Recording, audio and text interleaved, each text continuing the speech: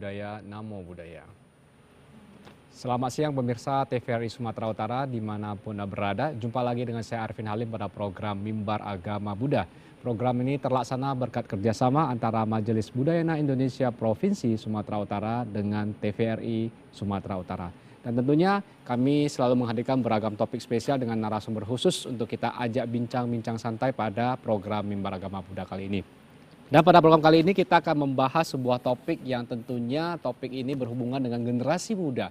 Generasi muda yang dimana negara Indonesia sedang mendapatkan satu keuntungan yaitu bonus demografi. Banyak sekali generasi muda. Kita akan membahas topik tentang Gen Z Buddhis atau generasi Z Buddhis.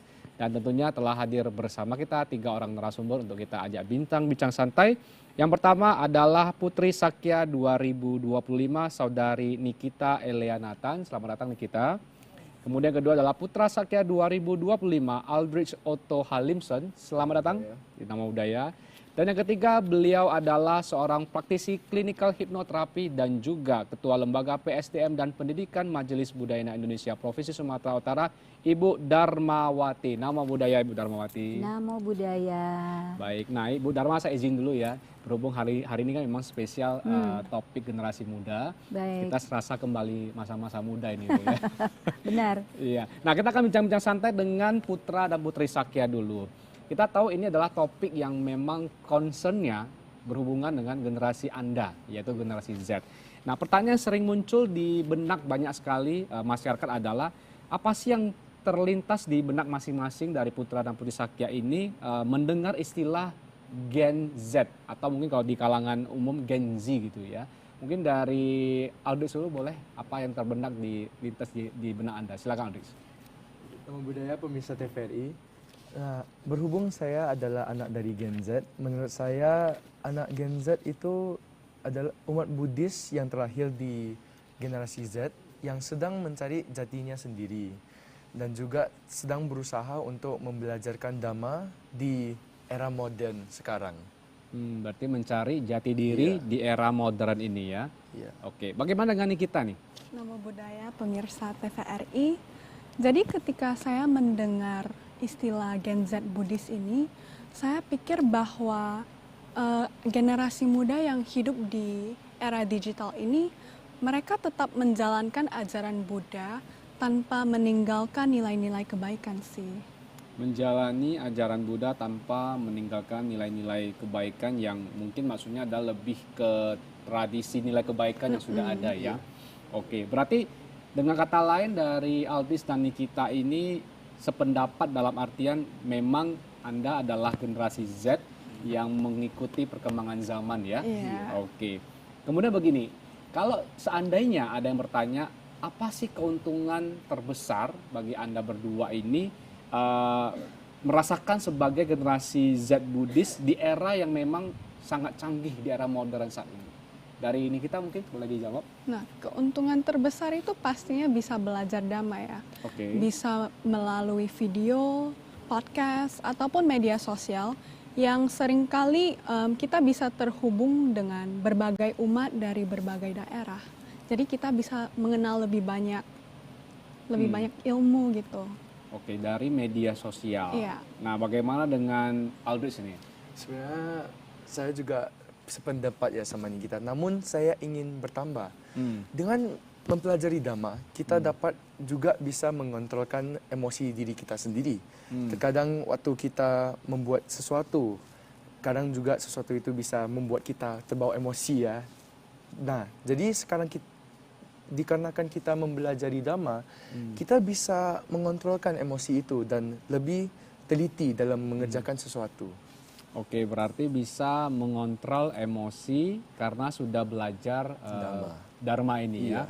Oke, seandainya katakanlah ini ya, berarti kan masih banyak nih generasi muda yang belum mengenal Dharma, yang mungkin mereka hanya beranggapan adalah generasi Z biasa. Berarti akan lebih baik mereka juga bisa belajar Dharma ya. Setuju dengan ini? Ya, kita? setuju Ya. Oke, kita akan break sebentar, kita akan ke Ibu Darmawati. Nah, Ibu, kita kan tahu ini sekarang ini generasi Z ini begitu banyak sekali di Indonesia ini. Benar. Dan kalau kita tahu banyak sekali orang yang berpendapat generasi Z itu secara mental barangkali tidak sekuat generasi yang sebelumnya. Tetapi kalau menurut pendapat Ibu, bagaimana melihat karakter dan gaya hidup generasi Z, khususnya generasi Z Buddhis saat ini? Iya, terima kasih sekali. Sebelumnya Namo Sang Yadi Budaya, Namo Buddhaya. Nama budaya. Ya, salam bahagia bagi pemirsa TVRI dimanapun Anda berada. Kalau kita bicara tentang Genji, tentunya baik kalangan Buddhis ataupun umum hampir miliki kemiripan ya. Cuma yang kita lihat kondisi Genji saat ini adalah kita tahu bahwa kalau kita bandingkan dengan generasi muda sebelumnya, untuk totalnya tentu kita bisa lihat bahwa semakin modern era saat ini, peningkatan jumlah kapasitas manusia itu ataupun jumlah dari tingkat kelahiran itu semakin menurun sesungguhnya.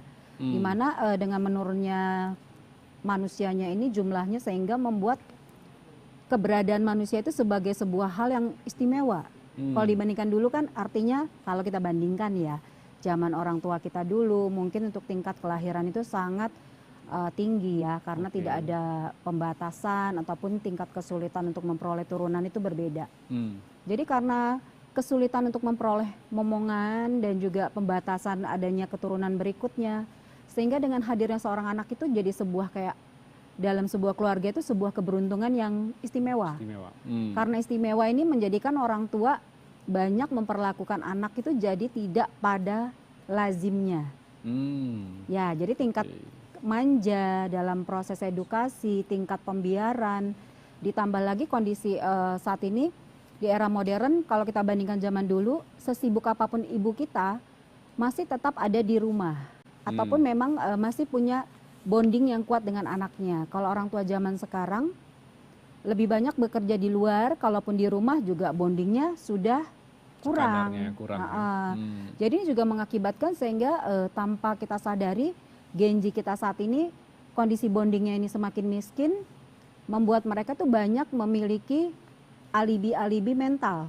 Jadi kita bisa bilang anak yang kurang bonding orang tua biasanya banyak kita bilang ada dampak sampingnya, efek sampingnya, seperti misalnya mereka dikenal lebih rapuh, tertutup.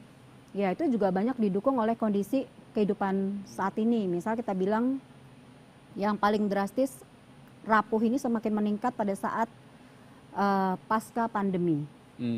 Jadi masa pandemi itu benar-benar anak itu dituntut untuk ada di satu tempat tanpa ada sosialisasi. Mereka terkurung gitu ya karena situasi, bukan karena kemauan orang tua. Nah ini yang menyebabkan anak jadi lebih terbentuk, mereka tuh lebih seperti kita bilang manjanya meningkat karena mereka kan nggak bisa melakukan banyak hal di luar ya. Jadi semua serba tersedia, apalagi dengan iming-iming ancaman bahaya karena penyakit ini membuat mereka tuh mental mereka semakin seperti terkecam ya, seperti ada ancaman. Jadi mereka tuh nggak nyaman banget. Jadi tumbuh di era seperti ini membuat mereka terbentuk menjadi sosok yang kita bilang kerdil, kurang soft skill, kurang sosialisasi, dan juga banyaknya ancaman-ancaman yang membentuk mereka tuh jadi sosok yang kurang mau membuka diri. Jadi rapuh itu bukan karena dari gennya ya, bukan karena lahir sudah rapuh, tapi terbentuk karena situasi seperti itu. Oke, berarti kata kuncinya adalah situasi, baik itu lingkungan, pendidikan orang tua, itu sangat berpengaruh kepada karakter si anak ya. Benar. Karena memang ya Ibu sebagai seorang praktisi klinikal hipnoterapi tentunya pasti sudah banyak sekali menghadapi berbagai keluhan ya, baik dari orang tua maupun melihat langsung dari seorang anak yang katakanlah mungkin manja, mungkin kurang inisiatif, kurang ada kemauan kerja keras. Benar. Berarti secara tidak langsung ini yang perlu diperhatikan adalah orang tua ini juga harus secara tidak langsung meningkatkan waktunya untuk belajar sama bonding dengan sang anak. Setuju itu Bu ya? Betul sekali. Jadi kalau kita boleh ambil contoh belakangan ini saya ada salah satu kisah klien saya. Ini juga sudah disetujui untuk bisa di-sharing untuk sebagai pembelajaran. Jadi si anak ini datang terapi karena terpapar gadget ya atau gadget addict. Jadi sangat melekat sekali kepada games dan handphone seperti itu. Jadi kalau kita flashback kembali kenapa si anak ini terlalu addict pertama dia itu diasuh oleh neneknya. Oke. Ya kita tahu orang tua ya, pasti namanya orang tua itu kalau kakek nenek tingkat untuk proteksinya over karena Yes. dia merasa ini harus dijaga. Iya. Tapi dia nggak punya kapasitas energi yang muda. Jadi otomatis orang tua tuh nggak bisa over banget ya dalam hal energi untuk nguber anak, proteksi bikin kegiatan dan sebagainya, ngajak bermain. Jadi otomatis si anak itu cuma dibilang nggak boleh keluar rumah, duduk diem saja, akhirnya dikasih handphone. Nah artinya anak nggak nangis, nggak bandel, nggak rewel karena liatin handphone dianggap seorang nenek ini, anak ini sangat anteng gitu ya, Oke. nggak terlalu aktif. Nah ini jadi pembiaran dan kebiasaan hingga sekarang sudah remaja si anak kan bingung. Dulu saya dikasih, sekarang saya justru diomelin gitu. Padahal ini kan dari Anda sendiri gitu ya. So seperti yang Anda bilang itu betul sekali. Orang tua harus belajar, kita harus melek teknologi, kita harus melek kondisi yang terjadi saat ini. Harusnya kita belajar untuk berubah, tapi untuk kebaikan. Jadi jangan kita bilang memang dari dulunya sudah begitu. Makanya Sang Buddha bilang jangan pernah kita bilang memang sudah diwariskan demikian atau memang orang tua memang begitu. Artinya kita berharap bahwa generasi muda saat ini harus lebih cerdas dan bijaksana. Jadi bisa bedakan mana hal yang baik diteruskan, yang tidak baik dan mengakibatkan efek samping hendaknya kita tiadakan seperti itu. Oke, baik. Luar biasa. Artinya memang seperti yang tadi kita bahas, saling keterkaitan itu ada ya. Benar. Pertama orang tua ini harus belajar bagaimana meningkatkan skillsnya, mengasuh anak juga tentunya harus ada bonding. Kemudian juga sang anak bila seandainya tanda kutip ya mungkin kurang mendapatkan pengalaman dari orang tuanya juga Benar. harus mencari lingkungan yang positif. Benar. Lingkungan positif apakah mungkin ke wihara, barangkali juga mengikuti program seperti yang dari MBI Sumber kan ada namanya Bintang Duta Buddhis. Benar. Kemudian juga barangkali bisa aktif di organisasi kepemudaan begitu ya. Oke, nah saya akan kembali ke Putra Putri Sakya. Kita tahu sekarang ini media sosial begitu pesat kembangannya. Instagram, YouTube, kalau zaman dulu masih Facebook kan ya. Sekarang ada Instagram, YouTube, TikTok lagi. Ini yang banyak yang sekarang generasi itu banyak yang terpapar juga karena TikTok juga salah satunya. Walaupun sebenarnya kita tahu media sosial ini punya pengaruh yang bagus juga untuk perkembangan zaman. Nah, apakah dengan media sosial ini bisa menjadi tempat ladang kebajikan bagi kalangan muda? Bagaimana pendapat dari Nikita dan Audis? Dari siapa dulu silakan boleh. Menurut saya sih tentu saja bisa kita menggunakan media sosial sebagai ladang kebajikan. Seperti yang tadi Ko Arifin bilang ya, ada juga banyak yang kita bisa dapatkan dari influence media sosial. Salah satu kita bisa membuat sebagai ladang kebajikan adalah kita bisa membuat konten-konten Dhamma yang mengajarkan tentang gimana Dhamma mempraktekkannya, gimana kita mempraktekkan Dhamma ya. Dan dari situlah kita bisa menggunakan media sosial sebagai platform atau fondasi di mana kita bisa mengetahui lebih dalam tentang Dhamma. Oke, Itu saja dari saya. berarti artinya juga harus secara tidak langsung harus punya skill dulu nih sebelum berbagi ya. Kalau nggak ada punya skill kita sulit berbagi dengan teman-teman di kalangan media sosial. Bagaimana dengan saudari Nikita? Nah, media sosial itu seringkali menjadi tempat hiburan ya. Tapi menurut saya bisa kok jadi ladang kebajikan. Karena melalui media sosial kita bisa menyebarkan kata-kata bijak, cerita inspiratif, ataupun kegiatan yang bermanfaat. Dan dengan media sosial kita juga bisa menebarkan kebaikan dan hal-hal yang positif. Artinya berdua nih sependapat bisa menjadi ladang kebajikan, menyebarkan hal-hal yang positif, kembali lagi ke pribadi masing-masing punya skillsnya apa gitu ya untuk berbagi ya. Sebenarnya semuanya ini itu tergantung sama prinsip sendiri sih. Seperti pisau lah, kita bisa digunakan untuk potong dan juga bisa membunuh. Jadi semua ini tergantung gimana kita cara pakai media sosial. Ada juga yang baik, ada juga yang nggak baik. Oke, jadi kebijaksanaan itu harus dilatih mulai dari sejak dini ya. Iya. Kemudian begini, kalau seandainya katakanlah teknologi itu yang sekarang ini berkembang begitu pesat, bagaimana itu teknologi menurut Anda berdua, bagaimana teknologi bisa membantu mengenal atau mempraktikkan Dharma? Contoh-contohnya itu bagaimana? Barangkali bisa dari ini kita dulu boleh? Nah, kita bisa menggunakan teknologi untuk membaca e-book, menonton Oke. ceramah, ataupun juga mengikuti kelas-kelas online. Dan dengan contoh-contoh ini, kita bisa lebih gampang dan lebih praktis untuk belajar Dhamma dan bisa menerapkannya di kehidupan sehari-hari. Oke, e-book dan kelas online tadi ya. Iya. Kalau dari Aldes bagaimana? Nah, baik lagi yang kepada yang tadi saya bilang, Hmm. kita bisa mempraktikkan Dhamma melalui dunia digital ya. Oke. Seperti yang tadi saya bilang, bisa juga melalui konten-konten Dhamma atau video-video Dhamma seperti podcast Dhamma yang kita bisa mengakses kapanpun dan dimanapun. Oke, berarti memang media sosial ini sangat bisa digunakan, dimanfaatkan untuk menyebarluaskan siar Dharma ini Iya. kepada masyarakat luas. Oke, saya mau ke Ibu Dharma. Tadi kan kita sudah bahas tentang generasi Z yang berhubungan dengan karakter ya, pengaruh ke orang tua dan juga ke anaknya. Lantas, apa perbedaan paling mencolok antara generasi zaman now, zaman sekarang ini dengan generasi sebelumnya dalam hal khususnya nih dalam hal pemahaman praktik Dharma itu, Bu? Oke. Kalau kita bicara tentang perbedaannya adalah justru di zaman now itu jauh lebih mudah untuk mengakses Dhamma, untuk belajar Dhamma dan untuk menambah wawasan Dhamma itu sangat mudah sekali. Dan kita bisa bilang bahwa untuk bisa menanam kebajikan justru jauh lebih besar dan sangat tinggi tingkat kemungkinannya ya di zaman now. Tapi yang terjadi justru banyak orang yang kebablasan. Artinya tidak memanfaatkan teknologi dengan baik, tidak bijaksana. Jadi lebih terlena gitu. Jadi lebih untuk pada hal yang sebagian orang ya kita lihat zaman sekarang ini kan tingkat stresnya tinggi. Jadi merasa bahwa butuh sosial media, butuh gadget itu untuk sebagai releasing emosinya, untuk mengisi kekosongan. Jadi ujung-ujungnya selalu merasa bahwa menggunakan sosmed itu sebagai atau gadget itu sebagai kebutuhan. Kebutuhan yang bagaimana?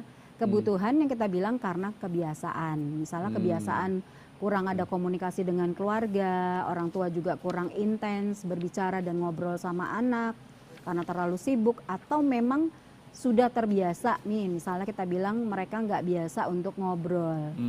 Seperti itu. Jadi anak-anak menggunakan sarana ini sebagai kegiatan lain nih, mengisi kehidupannya. Bukan hidup lagi, masa untuk menghidupi hidupnya itu dengan kegiatan menggunakan gadget.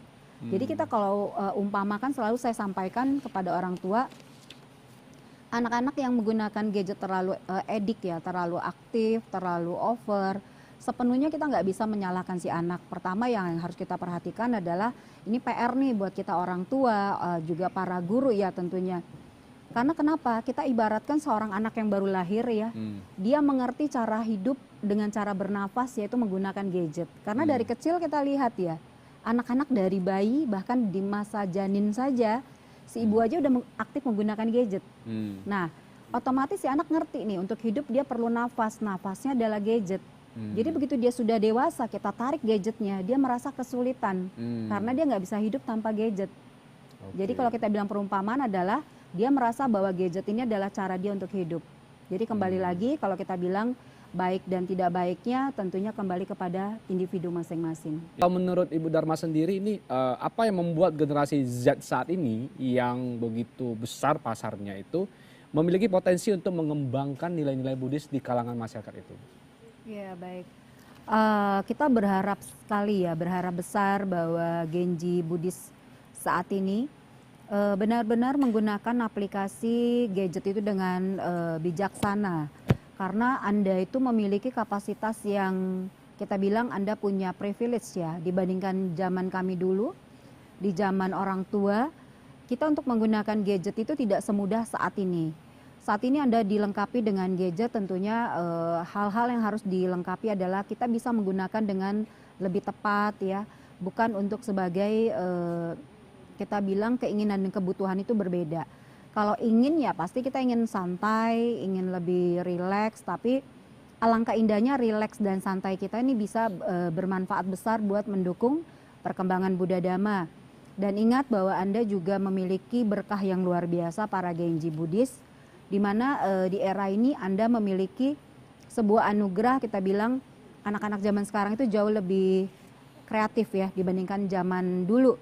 Kalau kita bandingkan kembali lagi tadi ditanyakan, kalau bedanya dulu dengan sekarang ya tentunya dulu sama-sama punya niat yang besar, niat baik yang besar, tapi kurang didukung oleh teknologi gitu ya. Kita contoh ambil garis yang paling gampang zaman-zaman kita dulu. Mungkin untuk sebuah kegiatan Buddhis, kita ingin melakukan sebuah kegiatan tidak semudah zaman now. Contoh kita menyebarkan info itu tidak segampang saat ini. Kita bisa broadcast, blast ya, info di medsos. Zaman dulu kalau kita bilang paling contoh gampang adalah Koejon ya, pernah cerita, mungkin Anda juga yang sesama seperjuangan. Mereka untuk menggandakan sebuah kegiatan itu menyebarkan informasi lewat brosur yang harus dibagikan door to door. Ya, benar. Kita bisa tahu bahwa efektivitasnya kurang dibandingkan zaman sekarang. Jadi kalau kita lihat bahwa kehidupan saat ini kita punya banyak dukungan teknologi yang bagus, fasilitas yang bagus. Kenapa kita nggak gunakan dengan bijaksana dan searif mungkin? Karena artinya dengan Anda lahir di zaman ini, jangan terkunci ataupun mental Anda down hanya statement orang yang mengatakan bahwa Gen Z itu mentalnya strawberry. Jadi jangan mengambil ini sebagai sebuah label yang kita pakai seumur hidup. Tapi alangkah baiknya kita ambil justru saya lahir di zaman yang penuh berkah. Gadgetnya sudah lengkap, sudah update, kenapa saya nggak gunakan dengan tepat? Kenapa harus kita gunakan untuk hal-hal yang negatif? Lebih sifatnya membuat kita tertidur, terlena. Seperti Sang Buddha bilang, selalu sadar dan tidak tertidur di antara mereka yang tertidur gitu ya. Jadi sama, ini implementasinya bahwa kita harus gunakan gadget ini dengan baik. Misalnya seperti yang tadi disampaikan, bisa untuk podcast, kita bisa bikin quotes positif ya, mengambil kutipan dhamma, sharing ke teman-teman. Ini sangat bagus sekali. Jadi kalau kita bilang bedanya itu ya adalah bagaimana kita melihat sebuah hal itu dari sisi kacamata positif. Dan lakukan hal yang positif. Ya. Baik, berarti artinya memang secara umum potensi mereka ada ya, potensi mereka besar sekali. Yang membedakan mereka jauh lebih kreatif. Lebih kreatif, ya. Nah itu kata kuncinya. Cuma yang paling momoknya atau virusnya adalah bapernya itu. Jadi lebih sensitif ya kita bilang ya. Kreatif but sensitif. Jadi itu yang bikin kita tuh terhalang, nggak bisa berkembang. Oke, berarti tantangan generasi Z bagi yang mendengarkan ini adalah kurangi kebiasaan ataupun rasa sensitifnya ini terlalu overthinking ya. Oke. Menarik. Nah, saya akan coba ke putra-putri Sakya. Tadi kita sudah mendengarkan apa disampaikan oleh Bu Dharma ya. Artinya generasi muda ini punya potensi besar. Kreativitasnya pasti jauh lebih tinggi dibanding zaman-zaman mungkin generasi Y, generasi X dan lain sebagainya. Cuman memang tingkat sensitivitasnya itu terlalu tinggi.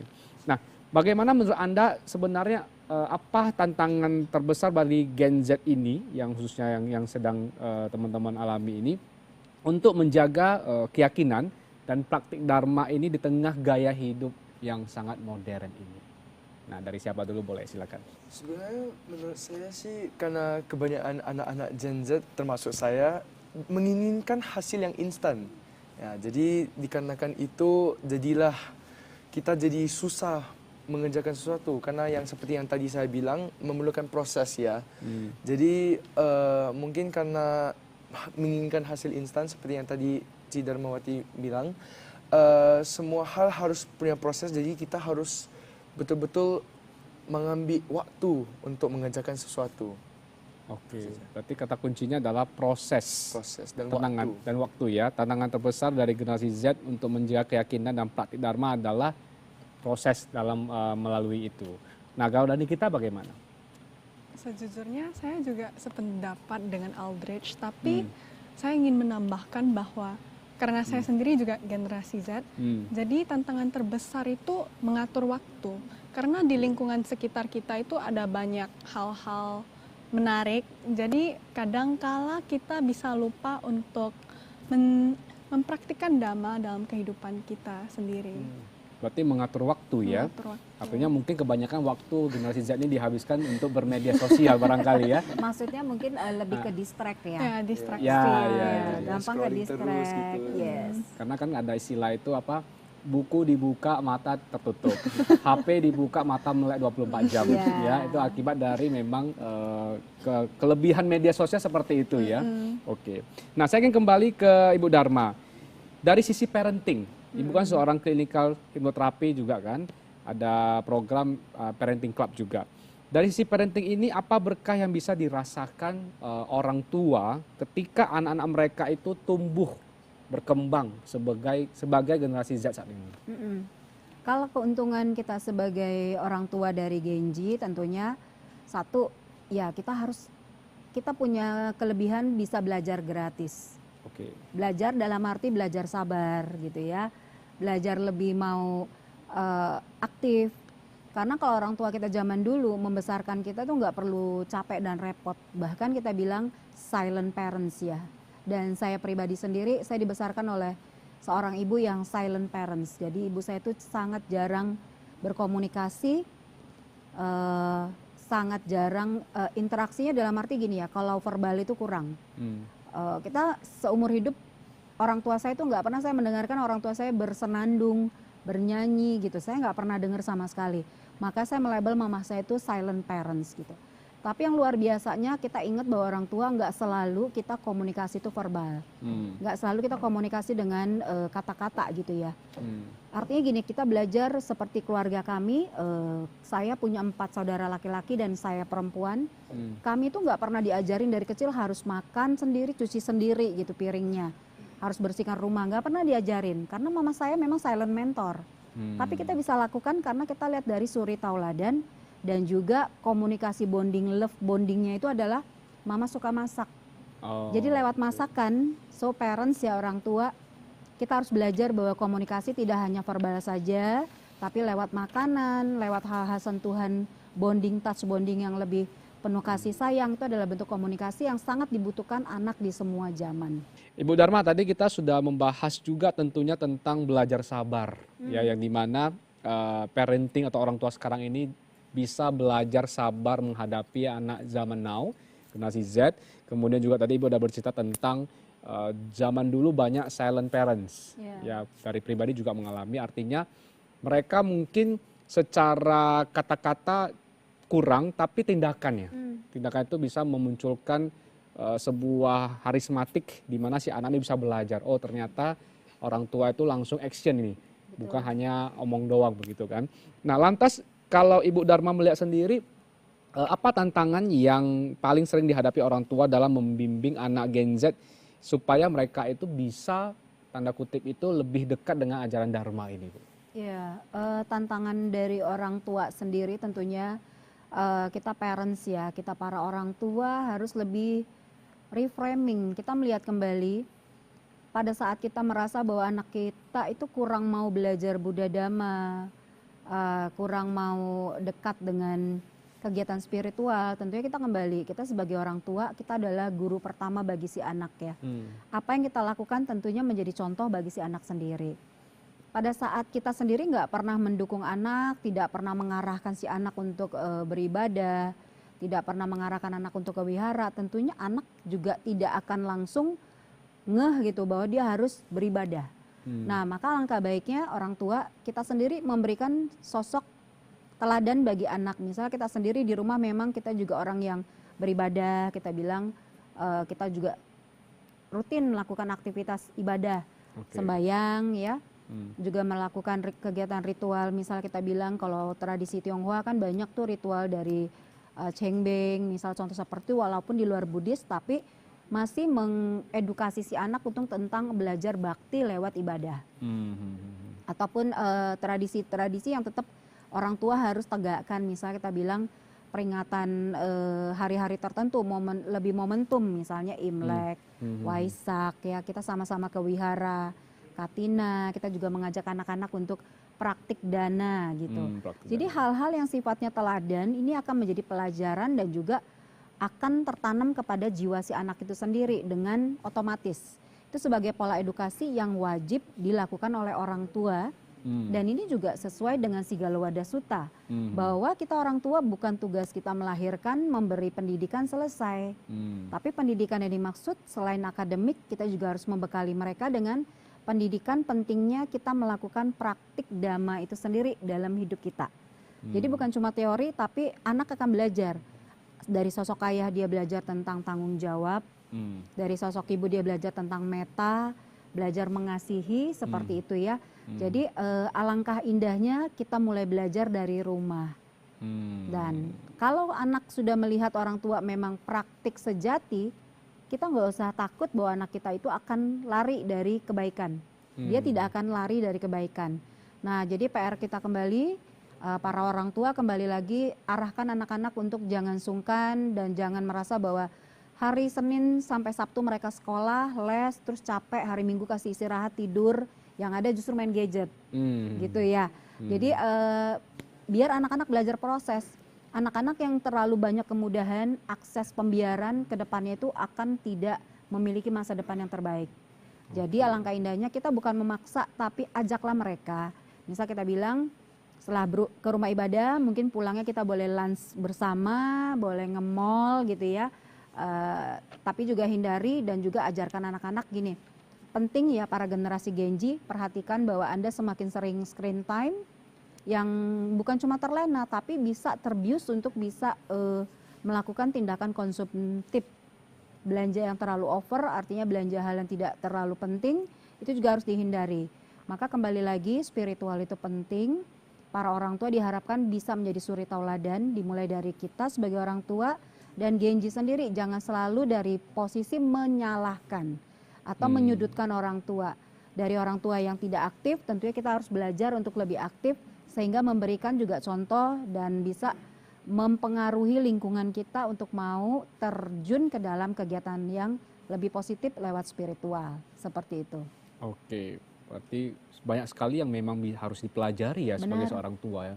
Pertama dari segi pengembangan ilmu pengetahuan dia, bagaimana mendidik anak, kemudian waktu untuk bondingnya tadi, kemudian juga tadi disampaikan bagaimana si anak ini tidak, tanda kutip, tidak terlalu screen time ya, supaya mereka itu juga bisa ada waktu bersosialisasi.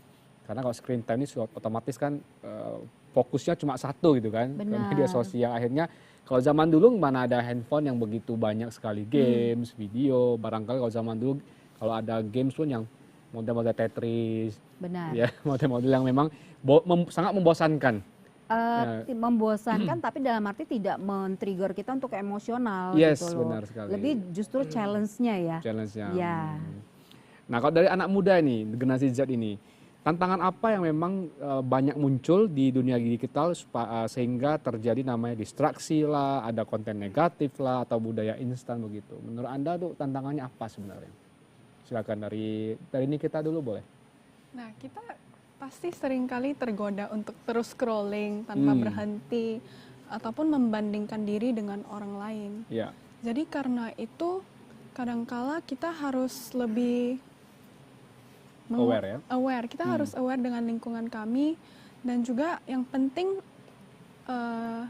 harus punya komunitas juga ya, harus bagus ada komunitas yang bagus. Komunitas yang bagus. Berarti lingkungan ini sangat pengaruh besar untuk supaya tidak terlalu terdistrak dengan namanya media sosial ini. Apalagi kalau kita ada kan banyak sekali komunitas gamers. Nah ini untuk laki-laki nih, laki-laki banyak komunitas gamers.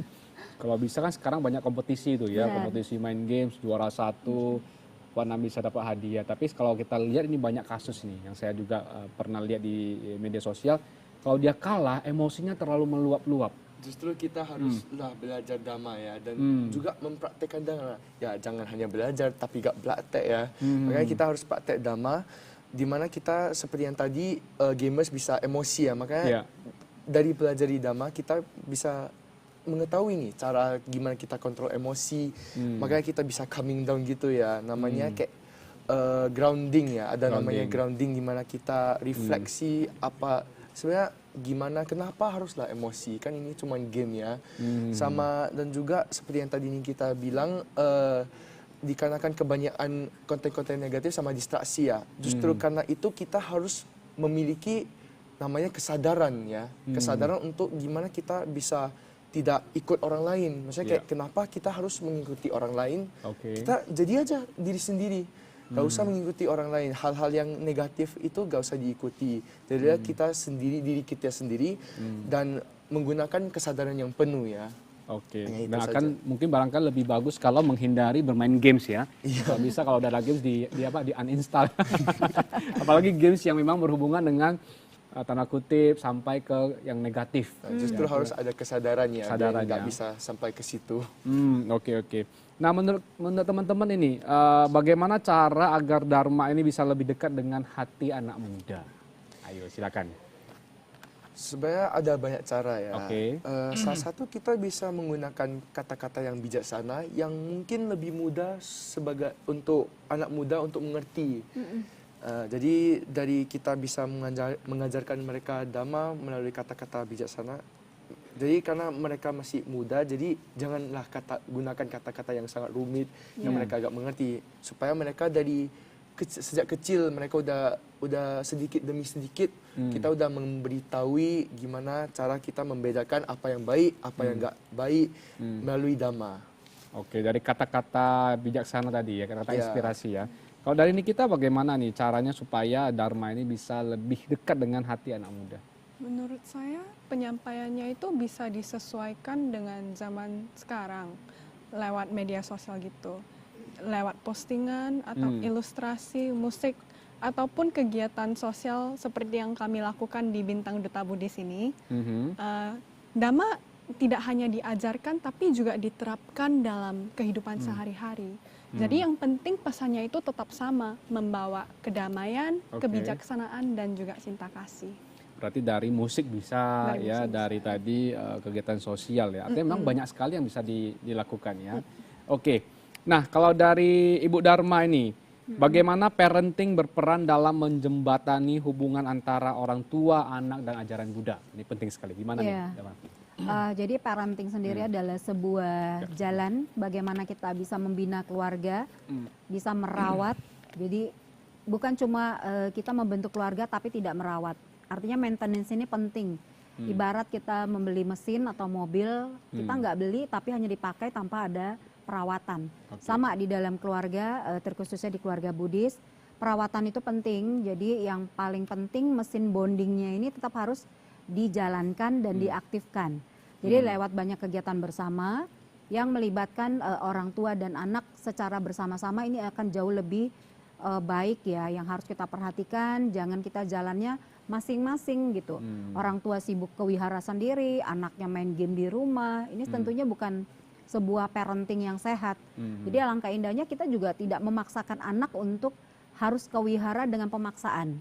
Tapi artinya ingat ya, manusia itu kan anak-anak itu manusiawi. Remaja itu manusiawi, artinya kita harus mengerti bagaimana kita apresiasi anak. Contoh, kalau kita lakukan kegiatan bersama ke wihara, apa nih rewards buat si anak? Misalnya dia boleh nonton bareng temennya, atau kita boleh hangout bareng dengan orang tua. Itu harus ada komitmen. Komitmen ya. Ya, Oke. jadi jangan orang tua tuh nuntut tanpa adanya sebuah hal yang membuat mereka tuh menarik. Gitu. Oke. Jadi orang tua wajib belajar. Alangkah indahnya jangan terlalu memaksakan, tapi kita menciptakan sebuah kondisi yang harmoni di dalam sebuah keluarga. Ya, parenting itu kita harus bentuk harus harmoni, saling menghargai, adanya apresiasi dan rewards, dan juga kebersamaan seperti itu. Oke. Jadi selain ke wihara, kita juga boleh olahraga bersama, Baik. seperti itu ya. Oke, baik. Luar biasa. Terima kasih sebelumnya nih untuk narasumber kita yang sudah berbagi selama 1 jam tentang generasi Z Buddhis ini. Tentunya topik ini bisa menjadi inspirasi bagi para pendengar pemirsa dari TVRI Sumatera Utara. Untuk itu saya Arifin Halim, mewakili seluruh kru dari TVRI Sumatera Utara dan juga narasumber, yaitu Ibu Dharmawati, Aldris, dan juga Nikita. Mengucapkan terima kasih. Sampai jumpa kembali di program Mimbar Agama Buddha berikutnya. Namo Sangha Di Budaya, Namo Buddhaya. Namo Buddhaya. Thank you ya. Thank you. Thank you.